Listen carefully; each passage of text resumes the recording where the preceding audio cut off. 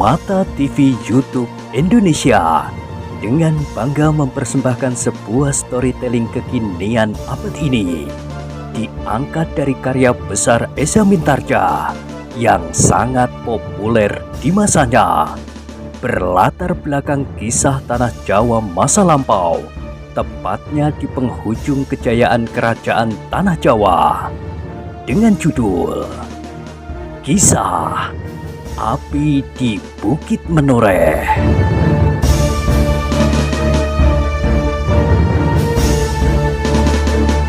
Pada kesempatan yang sangat baik ini, kita masuk pada episode yang ke-265. Selamat menikmati.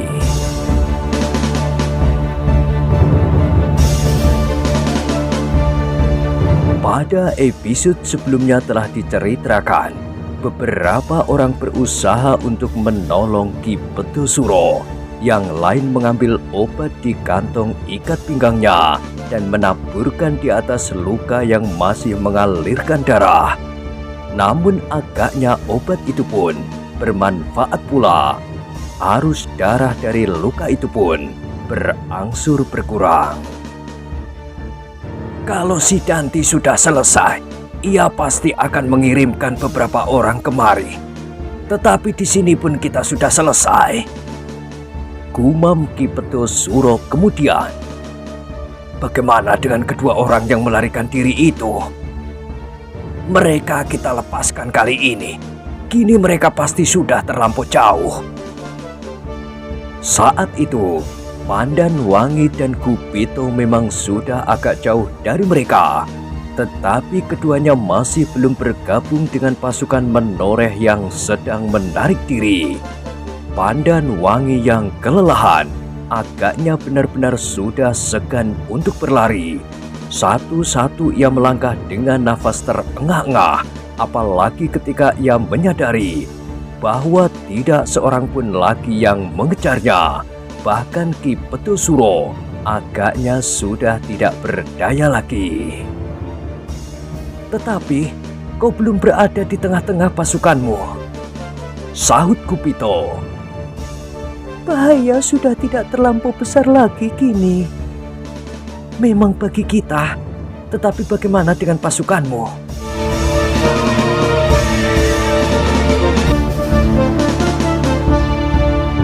Pertanyaan itu menyentuh dada Pandan Wangi. Pasukan Menoreh itu berada di bawah tanggung jawabnya. Karena itu, maka tiba-tiba ia pun menggeram. Iya, aku harus segera berada di antara mereka. Bukan untuk berlindung, tetapi aku harus bertanggung jawab atas semua persoalan yang terjadi. Gupito tidak menjawab, tetapi ia melihat nafas Pandan Wangi seakan-akan hampir putus di kerongkongannya.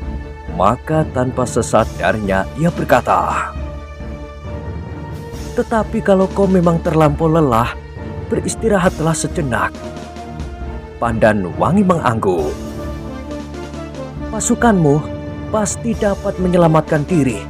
Orang-orang Ki Pedosuro sudah tidak bernafsu lagi untuk mengejar. Sebab mereka pun pasti akan ragu-ragu bahwa suatu ketika mereka akan terjebak ke dalam perangkap yang dapat menghancurkan mereka. Pandan Wangi mengangguk-angguk. Nah, duduklah dan sarungkan pedangmu. Seperti digerakkan oleh tenaga yang ajaib, Pandan Wangi menyarungkan sepasang pedangnya, kemudian duduk beristirahat di atas pematang yang ditumbuhi rumput liar. Kau dapat sekedar melepaskan lelahmu. Kita memang sudah terlepas dari bahaya yang mengerikan, tetapi belum berarti bahwa kita boleh berlengah-lengah di sini.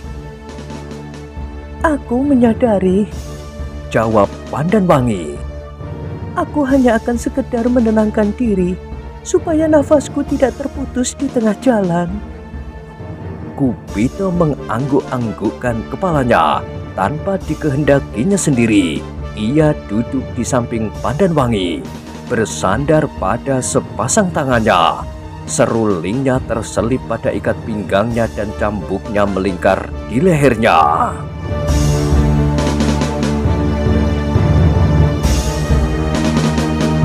Angin malam yang segar telah berhembus mengusap tubuh mereka. Terasa seolah-olah nafas mereka dijalari oleh getaran-getaran yang sejuk. Perlahan-lahan dada mereka menjadi tenang dan nafas mereka tidak lagi berkeceran lewat lubang hidung mereka, terutama Pandan Wangi yang kelelahan itu. Kedua anak muda itu sejenak saling berdiam diri. Mereka masing-masing terbenam di dalam angan-angan sendiri. Bayangan yang bermacam-macam bentuk dan corak telah hilir mudik di rongga mata mereka. Pertempuran yang baru saja terjadi dan kemungkinan-kemungkinan yang dapat menyeret mereka ke dalam keadaan yang tidak terduga-duga. Terasa bulu-bulu tengkuk Pandan Wangi meremang jika dibayangkannya apa yang dapat terjadi atas dirinya apabila ia tertangkap oleh Ki Petusuro dan orang-orangnya yang buas dan liar itu. Ketika perasaan lelahnya sudah berkurang, tiba-tiba Pandan Wangi menyadari bahwa sebenarnya anak muda yang duduk di sampingnya itu masih terlampau asing baginya, sehingga tiba-tiba saja ia bertanya, "Siapakah sebenarnya kau?" Kupito terkejut mendengar pertanyaan itu. Kini ia duduk tegak sambil memandangi Pandan Wangi dengan sorot mata yang keheran-heranan. "Kenapa kau bertanya demikian? Bukankah kau sudah mengenal aku? Bahwa aku adalah seorang gembala yang bernama Kupito." Pandan Wangi mengerutkan keningnya sambil menarik nafas dalam-dalam. Ia menyahut, "Aku merasa aneh bahwa di Menoreh ada seorang gembala yang bernama Kupito dan mampu mengimbangi seorang yang bernama Ki Petusuro. Apa salahnya? Bukankah lebih aneh lagi bahwa ada seorang gadis yang membawa pedang rangkap di lambungnya? Tetapi aku tidak menyembunyikan diriku dengan segala macam rahasia dan teka-teki. Aku adalah Pandan Wangi, putri kepala tanah perdikan Menoreh. Dalam keadaan apapun, aku adalah Pandan Wangi." "Lalu apa sangkamu tentang aku?" bertanya Kupito. "Aku adalah seorang gembala dalam segala keadaan. Tetapi sudah tentu di dalam peperangan aku tidak menggembalakan kambing-kambingku. Namaku Kupito juga dalam segala keadaan. Kalau kau tidak percaya, marilah datang ke rumahku. Kau akan berkenalan dengan ayah dan adikku. Adikku juga seorang gembala. Kau akan tertawa melihatnya. Tubuhnya gemuk bulat, namun ia seorang periang yang paling banyak tertawa di dunia ini." Pandan Wangi ragu-ragu mendengar pengakuan Kupito itu. Dengan penuh pertanyaan dipandanginya wajah Kupito. Wajah yang memiliki daya yang aneh terpancar dari sepasang matanya. Dalam keremangan cahaya bulan, Pandan Wangi melihat sesuatu yang lain di wajah itu, jauh berbeda dari wajah seorang gembala. Tetapi tiba-tiba Pandan Wangi menyadari dirinya, ia adalah seorang gadis. Meskipun kini ia membawa sepasang pedang di lambungnya, tetapi ia tetap seorang gadis, dan anak muda yang ada di sampingnya itu adalah orang yang belum terlampau banyak diketahuinya. Karena itu, maka ketika anak muda itu pun memandanginya dan pandangan mereka berbenturan, terasa seolah-olah jantungnya terbanting di atas batu pualam, pecah berkeping-keping. Pandan Wangi segera menundukkan kepalanya. Keringat yang dingin mengalir memenuhi pakaiannya yang memang sudah basah oleh keringat. Terasa tangannya menjadi dingin dan wajahnya dirambati oleh arus darahnya yang hangat. Untuk beberapa saat, Pandan Wangi tertunduk diam. Dengan jari-jarinya yang lentik itu, ia bermain-main ujung rerumputan yang telah basah oleh embun yang turun dari langit. Kupito melihat perubahan sikap Pandan Wangi. Justru karena itu, maka tumbuhlah sifat dan watak yang sudah terpatri di dalam dirinya. Tiba-tiba saja ia pun menjadi bingung dan tidak mengerti apa yang harus dilakukannya. Seolah-olah ia terlempar ke dalam dunianya sendiri, bukan lagi seorang gembala yang bernama Kupito. Muncullah watak dan kediriannya, seorang anak muda pemalu dan dibayangi oleh keraguan-raguan.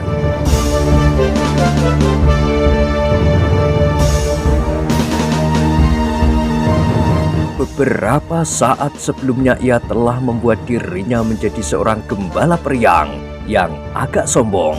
Seorang yang menganggap setiap persoalan itu bukan masalah yang harus ditekuni.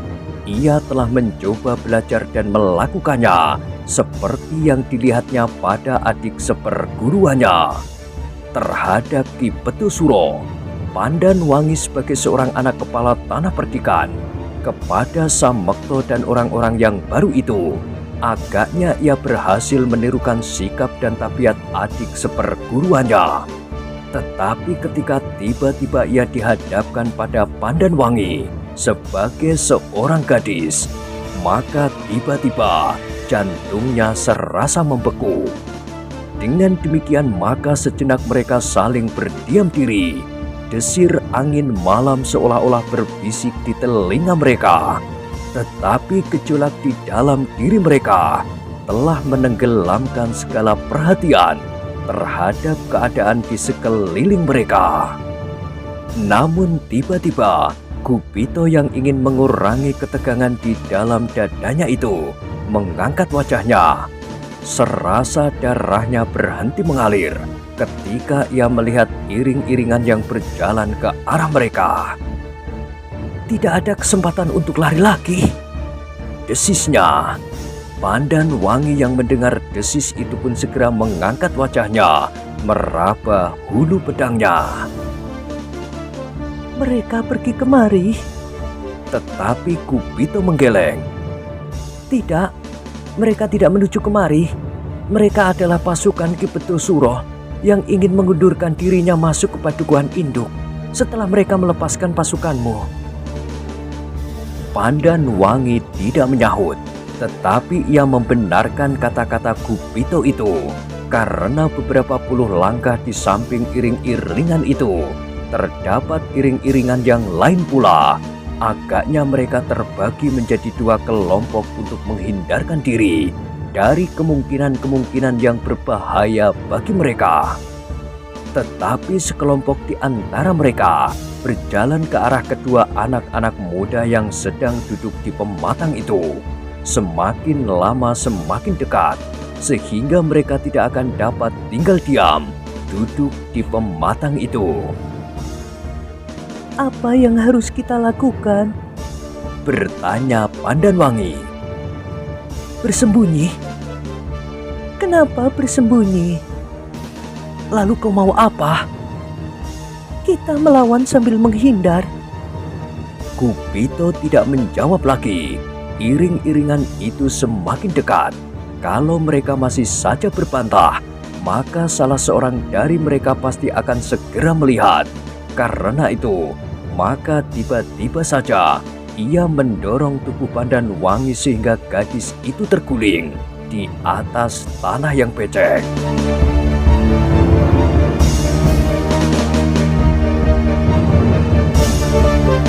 Jangan berbicara lagi, bisik Kupito. Kita bersembunyi di sela-sela tanaman di sawah ini. Kau harus diam dan mencoba menguasai pernafasanmu.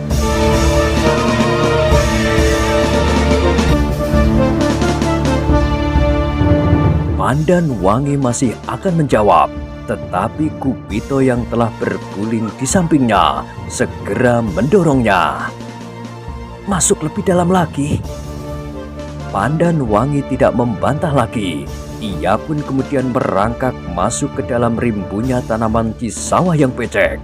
Di belakangnya, Kupito pun merangkak dengan hati-hati sambil sekali-sekali mengangkat kepalanya untuk melihat iring-iringan yang semakin lama menjadi semakin dekat.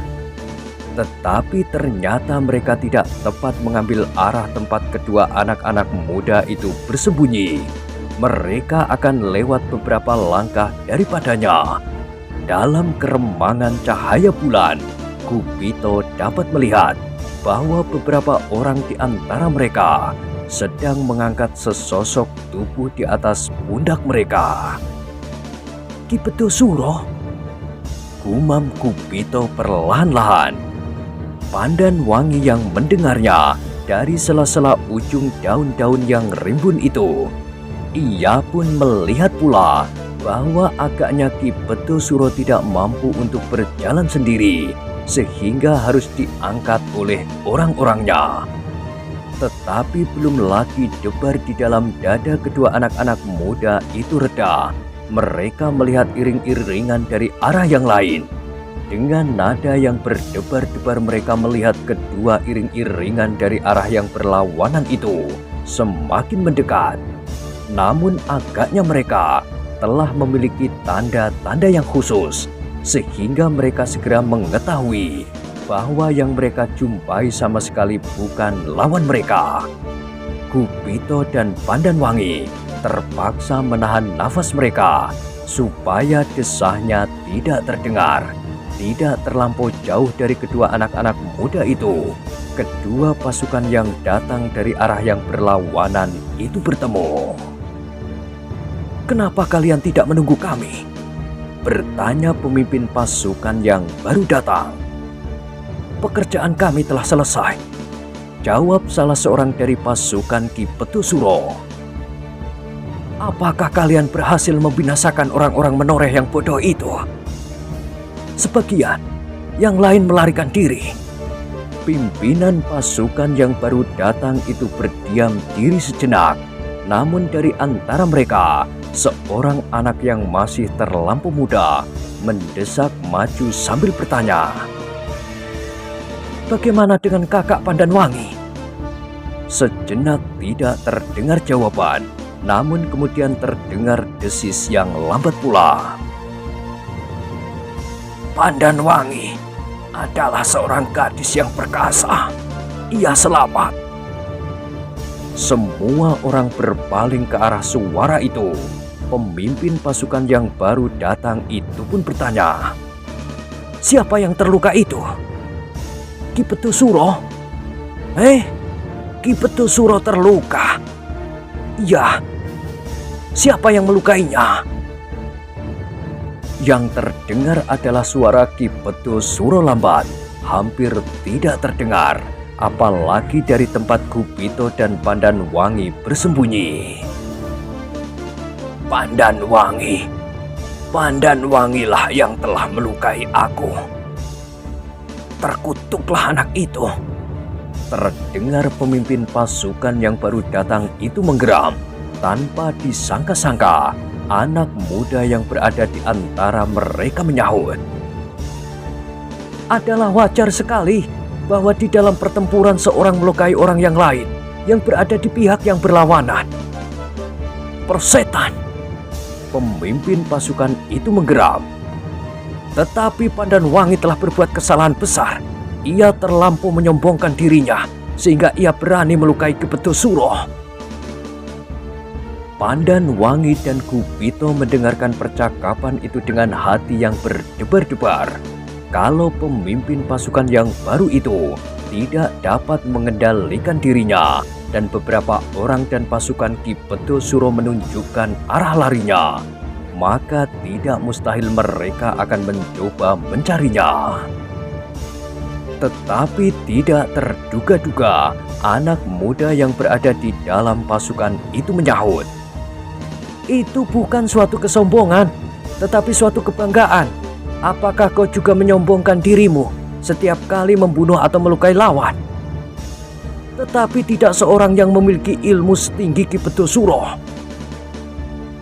"Itu adalah salah Ki Pedosuro. Kenapa ia memberi kesempatan kepada lawannya sehingga melukainya?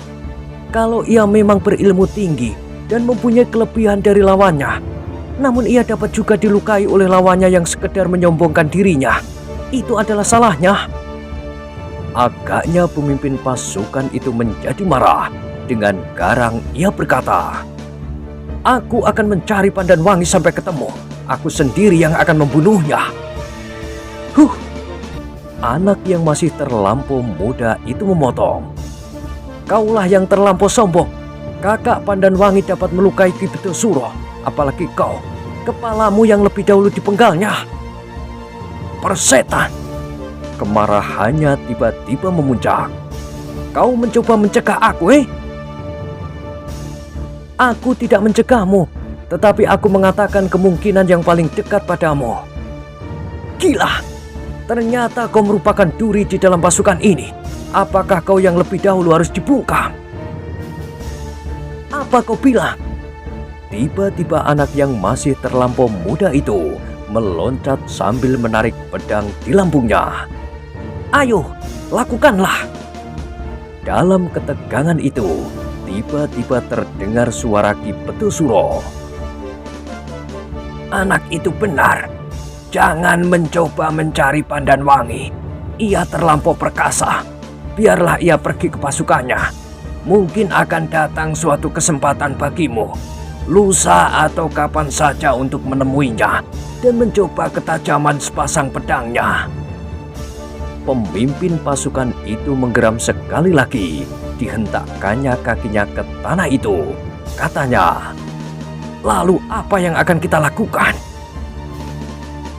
"Kembali ke induk pasukan," desis Ki Betosuro. "Beberapa orang pengawas dapat kalian tinggalkan di sini. Pengawas yang kuat dan cukup banyak. Seperti Argopati, kalian harus melengkapi pengawas-pengawas itu dengan tanda-tanda sandi dan beberapa ekor kuda." "Aku kecewa bahwa aku tidak dapat bertemu dengan Pandanwangi." Pemimpin pasukan yang baru itu masih saja bergumam. "Tidak perlu sekarang," suara Ki Betosuro lambat. "Sekarang kita kembali ke induk pasukan. Bukankah Sidanti telah berhasil menduduki padukuhan induk?" Pemimpin pasukan itu terdiam sejenak. Dengan sudut matanya dipandanginya ujung pedang di tangan anak muda yang berdiri beberapa langkah di hadapannya. Kemudian katanya, "Baik, kita akan kembali ke induk pasukan. Aku akan meninggalkan satu kelompok orang-orangku di sini." "Bagus," desis Ki Betosuro. "Marilah kita pergi." Pemimpin pasukan itu terdiam sejenak, namun kemudian sambil menunjuk pedang anak muda di hadapannya, ia berkata, "Kau jangan main-main pedang, anak manis. Kalau ayahmu mendengar perbuatanmu, kau akan dicantur di atas pohon sawo di halaman rumahmu." "Ayah akan membenarkan sikapku. Kalau kita tidak sependapat, maka pasti ayahlah yang bersalah dalam hal ini." Pemimpin pasukan itu menarik nafas dalam-dalam. Kemudian katanya, "Ayo kita kembali. Jangan hiraukan anak gila itu." Pemimpin pasukan itu segera memerintahkan orang-orangnya kembali. Namun di antara mereka, sekelompok besar ditinggalkannya di padukuhan di hadapan mereka untuk mengawasi keadaan. Mereka telah meyakini bahwa pasukan Menoreh telah mundur jauh-jauh, sehingga untuk waktu yang pendek tidak mungkin lagi akan kembali. Sejenak kemudian pasukan itu pun telah bergerak meninggalkan tempat itu, kembali ke padukuhan induk yang ternyata telah diduduki oleh Sidanti dan pasukannya. Ketika mereka telah menjadi semakin jauh, maka Gupito pun menarik nafas dalam-dalam. Perlahan-lahan mereka berdiri sambil menggeliat.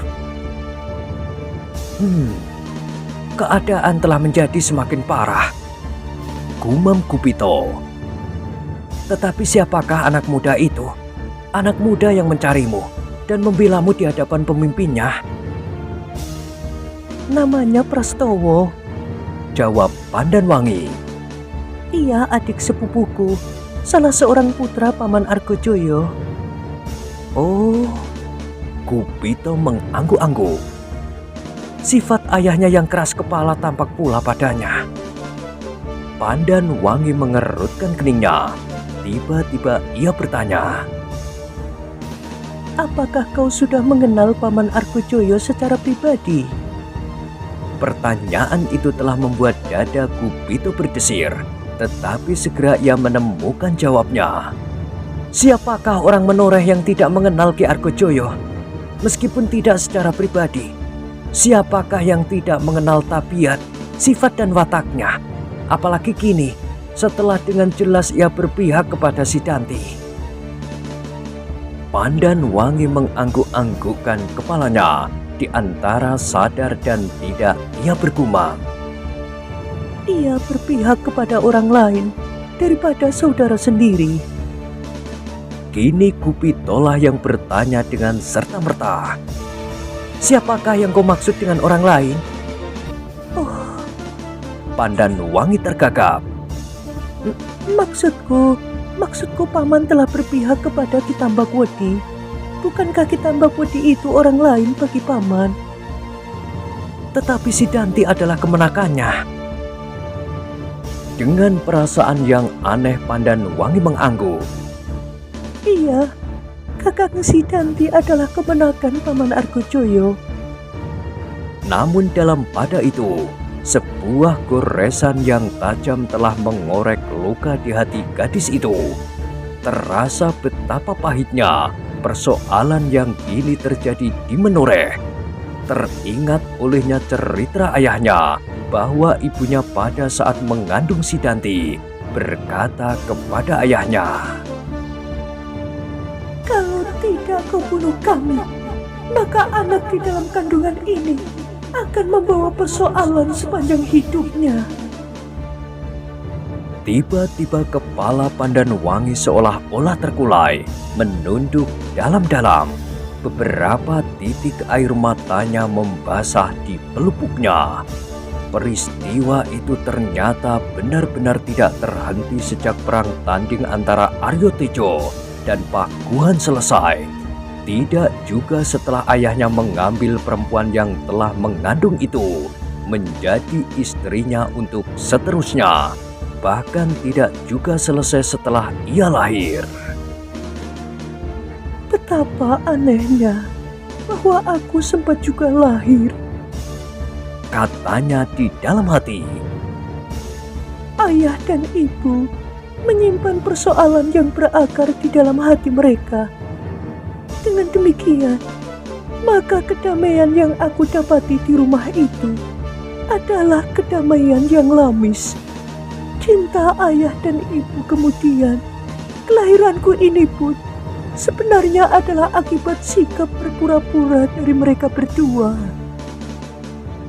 Hampir saja Pandan Wangi meledakkan tangisnya, tetapi tanpa disengajanya, tangannya menyentuh bulu pedangnya.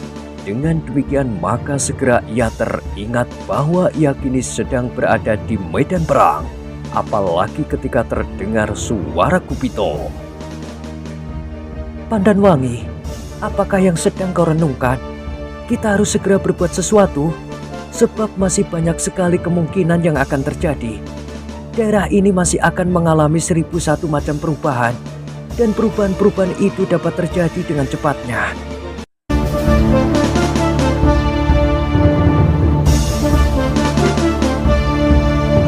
Pandan Wangi mengusap matanya dengan ujung bajunya, namun ia masih tertunduk untuk menyembunyikan wajahnya dari cahaya bulan yang kuning. Baiklah, katanya kemudian dalam nada yang datar. Apakah sebaiknya yang harus kita lakukan? Kembalilah ke pasukanmu. Baiklah. Pandan Wangi tidak mempersoalkannya lagi. Tiba-tiba saja ia melangkahkan kakinya sambil menunduk. Hei, kemana kau akan pergi? Bertanya Kupito. Bukankah aku harus pergi ke pasukanku? Kupito merasakan sesuatu yang aneh pada gadis itu. Pandan Wangi seakan-akan kehilangan gairah untuk memikirkan peperangan ini. Bahkan sikapnya agaknya menjadi acuh tidak acuh saja. Pandan Wangi, berkata Gupito kemudian. Di sekitar kita masih mungkin bersembunyi berbagai macam bahaya yang tidak kita kenal. Itulah sebabnya kau harus berhati-hati. Jangan berjalan begitu saja seperti kau pergi ke Sendang. Kau tidak tahu apakah yang bersembunyi di balik sehelai ilalang di hadapanmu. Terasa dada gadis itu berdesir, seolah-olah ia kini baru tersadar dari tidurnya yang dicekam oleh mimpi yang mengerikan. Tanpa sesadarnya, maka kedua tangannya telah meraba hulu sepasang pedangnya. Kemudian ditariknya nafas dalam-dalam, diedarkannya pandangan matanya ke sekelilingnya. Tanaman di sawah, padesan dan pepohonan pategalan di arah lain. Warna kuning yang terpancar dari bulan bulat di langit terpercik di setiap wajah dedaunan. Pandan Wangi mengangguk-anggukkan kepalanya. Perlahan-lahan ia berdesis. Iya, aku memang harus berhati-hati. Nah, jangan merenung. Kau tidak mempunyai kesempatan untuk melakukannya di medan perang. Kalau kau hati-hati dan berhasil mencapai pasukanmu, maka kau akan mempunyai banyak kesempatan untuk merenung. Pandan Wangi berdesah, tetapi ia tidak menjawab. Kau harus menghindari padesan itu agak jauh. Pandan Wangi mengangguk kosong. Baiklah, jawabnya. Aku akan berangkat sekarang. Dan tanpa sesadarnya ia bertanya, apakah kau akan pergi ke sana juga? Gupito menggelengkan kepalanya, tetapi tiba-tiba ia menjadi ragu-ragu untuk menjawab. Meskipun demikian ia berkata juga, tidak. Tampaklah di wajah gadis itu menjadi kecewa. Sejenak ia berdiri mematung, namun kemudian terdengar suaranya dalam. Kalau begitu, kita berpisah sampai di sini. Mudah-mudahan aku selamat sampai ke pasukanku. Kini Gupitolah yang menjadi ragu-ragu. Dengan dada yang berdebar-debar, ia melihat Pandan Wangi bergeser, kemudian memutar tubuhnya dan melangkah lambat meninggalkannya. Tetapi beberapa langkah kemudian, gadis itu berhenti sambil berpaling. Gupito masih berdiri di tempatnya. Ketika mata gadis itu membentur tatapan matanya yang tajam, maka dengan tergesa-gesa, Pandan Wangi melemparkan pandangannya jauh menembus cerahnya sinar bulan purnama. Sedang debar jantung di dadanya terasa menjadi semakin cepat menghentak-hentak, sehingga untuk sesaat ia berdiri saja kebingungan. Baru kemudian ketika getar di arus darahnya telah mereda, ia meneruskan langkahnya dengan kaki gemetar.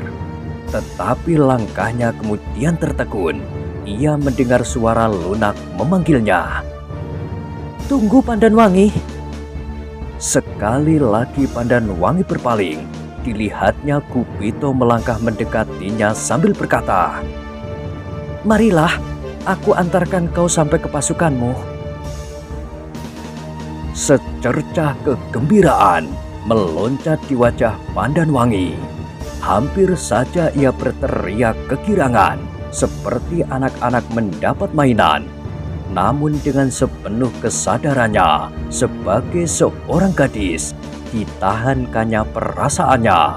Bahkan kemudian tumbuhlah kesenangan di dalam hatinya, bercampur baur dengan harga diri dan rasa malu.